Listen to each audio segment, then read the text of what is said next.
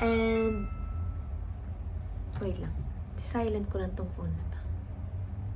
Good job. Ang dami ko nang sinabi. What do I do to unwind? Hi everyone! It's Alexa Ilacad. So right now, I'm playing Animal Crossing on my Nintendo Switch. It's still loading though. It's a really chill game. And I love reorganizing. I don't notice the time when I play this game. Nagugulat na lang ako like, oh, I started playing in the morning and it's already night. See, so cute. Oh. Describe what your days in quarantine have been. What do you do in your alone time? So at the beginning of the quarantine, I've just been obsessed with Animal Crossing. Literally, that's all I did. And workout. I work out online. But aside that, just literally Animal Crossing the whole day. And then when I felt na, wala na akong ginagawa sa life, it's time to move. And then I started getting busy with my YouTube channel, my song covers. That really took a lot of my time and my energy. And then after quarantine, school started. I was incoming third year college. It is actually super challenging. I thought it would be easier because, you know, you're chill, you're at home, Google is there. But no, it's hard, like deadlines after deadline, after deadline, after deadline. See, that's me. I'm a princess. Joke, that's me. Ay, joke lang. Basta yun. Ano pa bang ginawa ko ng quarantine? Of course, reading books and more Animal Crossing and more games. I downloaded more games like Mario Kart and Overcooked so I can play it with my mom. And of course, my pets. My number one rest is to just lie down and chill and listen to music and fix my playlists. That's one of my hobbies. Ano iniisip mo bago ka matulog? Minsan, ang iniisip ko kung paano ba ako matutulog. Because I have a hard time sleeping all the time. So sometimes, that's the biggest challenge of my day. I really hope I can sleep tonight. I've experienced not sleeping for 3 days. Literal, not sleeping for 3 days. I think namamahay pa ako dun. That's when I started lock-in shoots for my teleserye. I was all alone in the room, which I'm not really used to because I sleep with my mom. So that was so new to me and I'm very much duwag. So I was really scared. I love horror movies, by the way. Speaking of, even if I'm duwag, horror movies and being alone in a place you're unfamiliar with do not mix. So I did not sleep for 3 days. But I was still able to work and function. So now I know I can function without sleep. So hindi na ako natatakot kung hindi ako makakatulog. I think about all the stray animals outside, especially when it's raining. When it's, you know, when we have, especially with all the storms happening, sometimes I can't sleep because I keep on thinking about them. How are they gonna survive? Paano na? So, hindi na makakatulog. Malulungkot na lang ako. What's the most exciting thing about your job nowadays? Talk about a recent work commitment you had fun doing. The most exciting part about shooting in the new normal, for me, is the lock-in tapings. Being locked in. At first, I wasn't a big fan. But now that I've gotten the hang of it, it's something I look forward to because I feel like it's my sort of alone time as well. And working hours have been changed to only 12, so we have time to rest. The recent commitment that I just had the best time doing was shooting my movie, Four Sisters Before the Wedding. I think that's the highlight of my 2020. That month shooting with them was my favorite part about 2020. You know, being locked in, you have no choice but to be friends with the people you're with, right? But shooting that movie, it's just so fun. Sometimes we forget that we're working and they just made the whole experience something I will never forget. The hardest part was going our separate ways. Yun yung iniyakan namin ng sobra. What's the most boring part about your job? And ano ginagawa mo to motivate yourself pag ganon?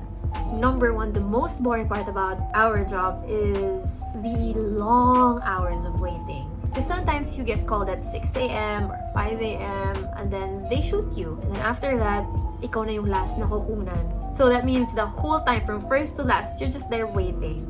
You can't leave because they might need you. You're just there waiting. And you know, sometimes the locations don't have signal. So what are we gonna do?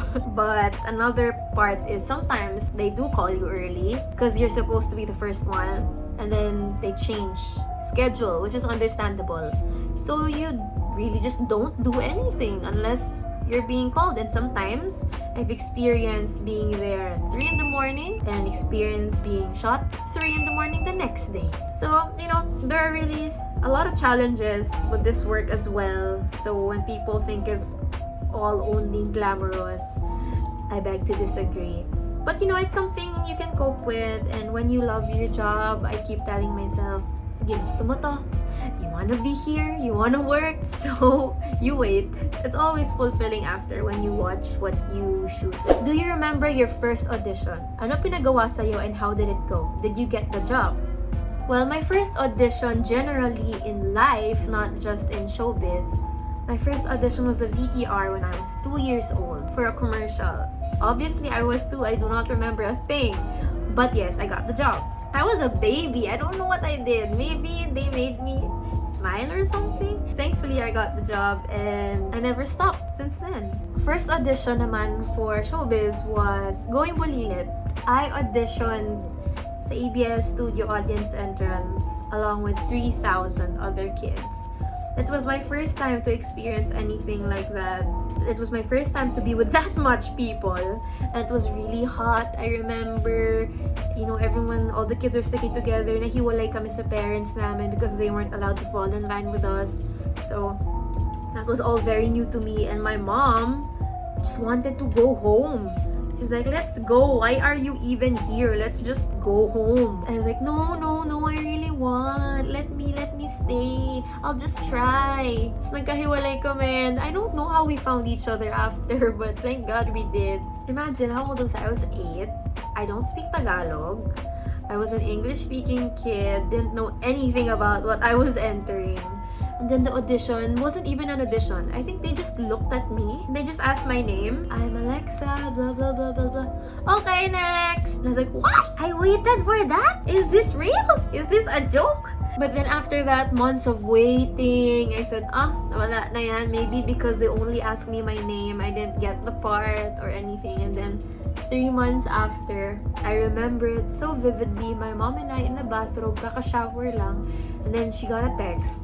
I was like, pinapabalik ka sa ABS. They want you to go back. They want to see you again for Going Bulilit. I was like, my 8-year-old self was so happy. That time I came back, we were with like 5 or basta 10 kids, something like that. And then pinapabalik kami na pinapabalik, and then binabawasan yung kids. When I finally got the text that I was officially a part, and I was like, oh yay! Worth it naman pala yung pagpila ko ng ganun kahaba. Kahit tinanong lang yung name ko, effective naman pala. What are you like as a student? That's a funny question. As a student, I would say I have no in-betweens. It's either I'm all out, you can't talk to me, I'm so focused. I was a Dean's Lister twice for my college years. And during those times, I was taping The Killer Bride. So I was so determined and so focused to have the best grades and to prove everyone who thought na I was just another actress, I am not smart, blah blah blah. That was my something that inspired me to do better at school. Would not sleep. From taping, I'd go straight to school to attend class. And it's either I'm like that or I'm just so chill. Like so chill na magugulat na lang ako, oh, may exam pala, sige game, something like that.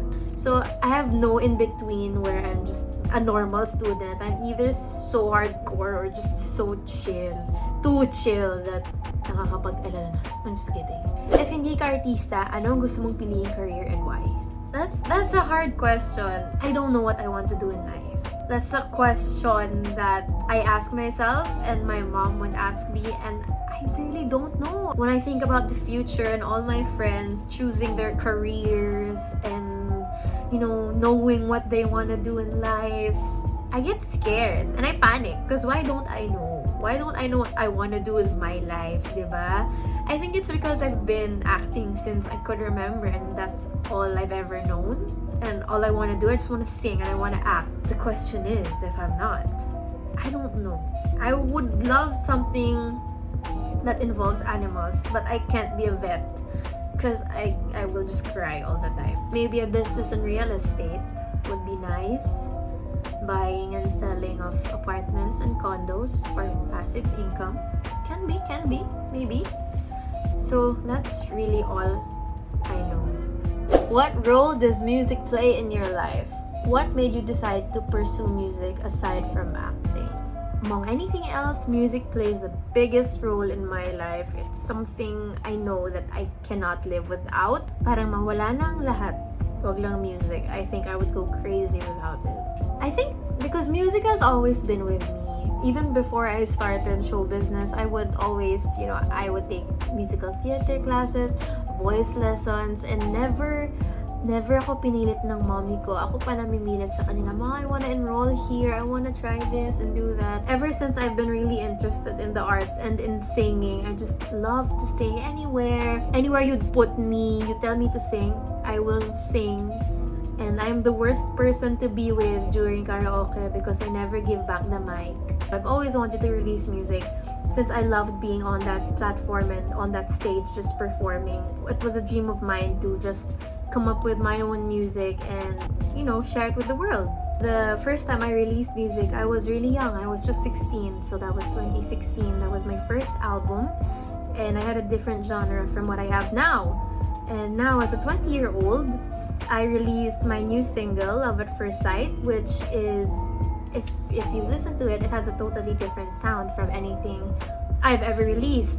So it's got that dancey vibe to it, and if you listen to my voice, you can hear that it's really matured a lot. And I wanted to give that song as a gift to people right now, to just have something that we can all dance to and share the good vibes and the thrill and excitement of falling in love at first sight. How do you see your music evolving in the next 5 years? Music always surprises me. It's like one day this is my favorite and then I hear something new and it just blows my mind. So as music is always evolving, I think I will too. So in the next 5 years, I don't know. I think let it be a surprise to everyone, wherever music takes me. So when you think of people listening to your music, what do you want them to experience or get out of it? Specifically with my latest single, Love at First Sight, in these trying times we're living in right now, I wanted something that could feel sort of comforting to people, to make people feel happy, that they can forget about everything that's happening, even if it's just for 3 minutes and 12 seconds, since that's how long my song is. I just want them to groove and feel the beat and just enjoy that moment. I want them to feel the love, the kilig, and I wanted to translate that. How much fun I had recording it alone and shooting the video alone. When they watch the video and when they listen to the song, I want them to see the fun I had, and hopefully that would put a smile on their faces. So that's it. Okay, so that's that. Thank you guys for watching. I hope you enjoyed. Again, I'm Alexa Ilacad, and if you want to get to know me more or for more updates on Four Sisters Before the Wedding, you can follow me on Instagram and Twitter. That's Alexa Ilacad. And you guys should check out my latest single, Love at First Sight, available on Spotify, Apple Music, and YouTube Music. And the official music video is also available on YouTube. You just have to search it. Kaya niyan, malaki na kayo. So again, my Instagram account is Alexa Ilacad, Twitter the same. And while you're at it, please go and follow Candy. Bye!